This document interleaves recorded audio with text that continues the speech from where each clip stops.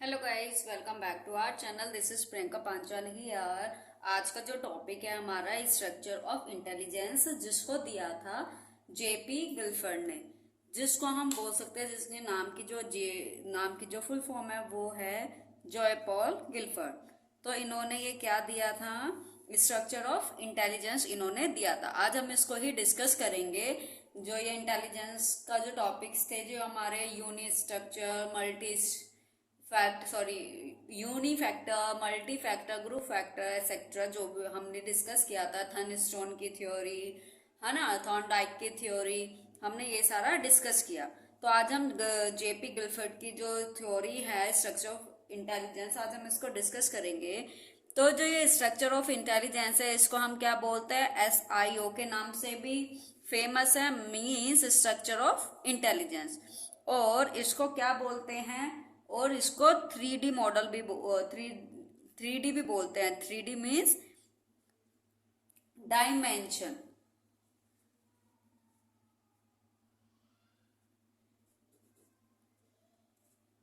Dimension, ठीक है, 3D dimension model भी बोलते हैं।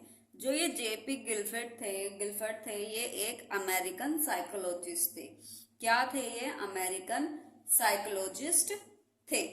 तो इन्होंने क्या किया, जो थर्नस्टोन की जो थ्योरी से ये उससे ये इंस्पायर्ड थे, लेकिन जो स्पीयरमैन है उसको इन्होंने क्रिटिसाइज किया, उनकी थ्योरी को।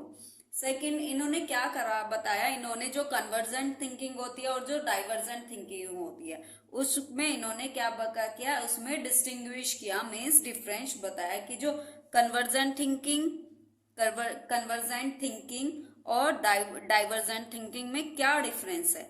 कन्वर्जेंट एंड डाइवर्जेंट थिंकिंग, जो कन्वर्जेंट थिंकिंग होता है, इन्होंने बताया जो कन्वर्जेंट थिंकिंग होती है, इट्स रिलेटेड टू इंटेलिजेंस।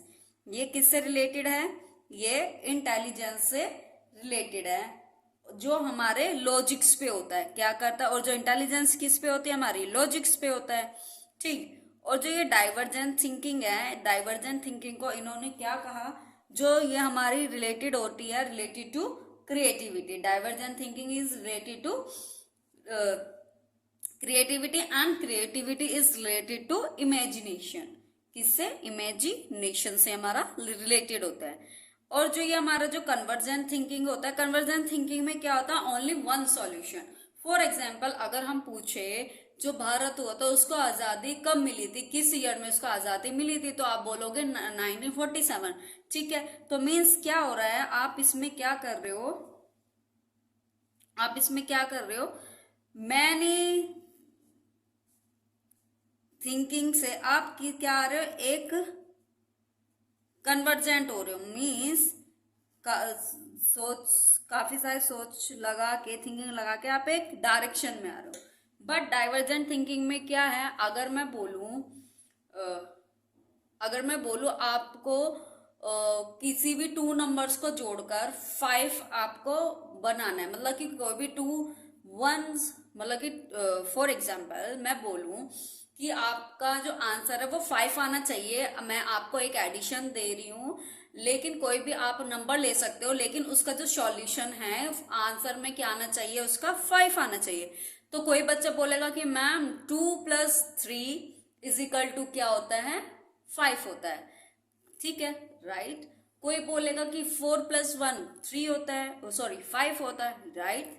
कोई बोलेगा 5+0 इज इक्वल टू 5 होता है, दिस इज राइट। मीन्स आप क्या कर रहे हो, वन सिंगल आंसर के लिए आप क्या कर रहे हो, मैनी डायरेक्शंस में आप क्या कर रहे हो, थिंकिंग कर रहे हो।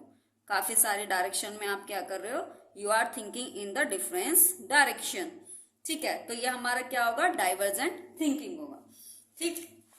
ऑल क्लियर, ठीक है, ओके गुड। नेक्स्ट है, आप फिर क्या इन्होंने क्या बताया, जो 3D मॉडल है, जो ये 3D डायमेंशन है, इन्होंने क्या बोला कि किसी भी डिस्क्रिप्शन के लिए, किसी भी इंटेलिजेंस के जो डिस्क्रिप्शन है कोई भी, तो ये 3 डायमेंशन काफी जरूरी होती है। मेंटल डायमेंशन जो होती है, एक तो होती है आपकी मेंटल कंटेंट नेक्स्ट है mental operation, mental operation. Third is mental product.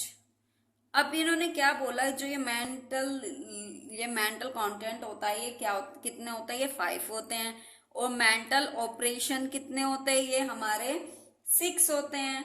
और जो मेंटल प्रोडक्ट होते हैं हमारे 6 होते हैं। तो जब हम इसको मल्टीप्लाई करेंगे 5 into 6 into 6 is equal to 180 होगा। क्या होगा, स्टार्टिंग में क्या था, पहले ये 120 था, फिर इसको रिवाइज किया गया, फिर 150 हुआ, then is finally is latest is 180। जब भी कोई भी क्वेश्चंस में आंसर के लिए टिक करने के लिए आए, 120 हो, 150 हो, 180 हो, इस तरीके का कोई भी ऑप्शंस में दिया गया हो, तो आंसर क्या करेक्ट होगा, द आंसर विल बी 180। तो इसके लिए एक ट्रिक रियाज कर सकते हो, कोप। किससे, कोप से, COP, कोप। ठीक, तो कितना होगा, 180 होगा। तो ये जो गिल्फर्ड थे, JP गिल्फर्ड, इनकी जो थ्योरी थी structure of intelligence, questions direct question आ जाता है फैक्चुअल वेज कि who gives the structure of intelligence और 3D dimension और SOI। तो देन आंसर क्या मार्क करोगे आप, JP गिल्फर्ड। ठीक है, और ये भी आ जाता है कि जो 3 डायमेंशन है वो कौन सी है, एक है mental content, next is mental operation, last is mental product.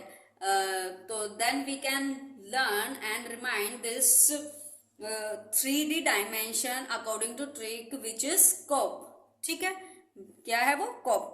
तो आप ध्यान रख सकते हो, उसमें कितने 5 है कंटेंट में, ऑपरेशन में 6 एंड प्रोडक्ट में 6, प्रोडक्ट में ही 6 है। तो टोटल कितना इनका मल्टीप्लाई प्रोडक्ट करेंगे।